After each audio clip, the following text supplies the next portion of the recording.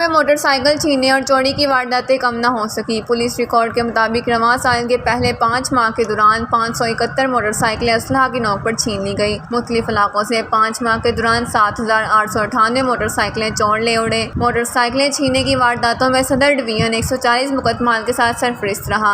Model town division motorcycle छीनने की 110 वारदातों के साथ दूसरे नंबर पर रहा। सिटी डिवीजन मोटरसाइकिल छीनने के 105 मुकदमात के साथ तीसरे नंबर पर रहा। कैंट डिवीजन में 90, इकबाल टाउन डिवीजन में 88 मोटरसाइकिलें छीनी गई। सिविल लाइंस डिवीजन में 5 माह के दौरान मोटरसाइकिलें छीनने के मुकदमा दर्ज हुए। पुलिस रिकॉर्ड में बताया गया कि मोटरसाइकिलें चोरी की वारदातों में सिटी डिवीजन 1622 मुकदमात के साथ सरफरिस्त रहा।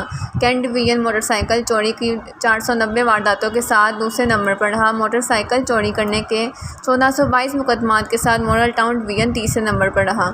सदर डिवीजन से 1276, इकबाल टाउन डिवीजन से 1192 मोटरसाइकिलें चोरी हुई। सिविल लाइंस डिवीजन में 5 माह के दौरान मोटरसाइकिल चोरी के 896 मुकदमा दर्ज हुए।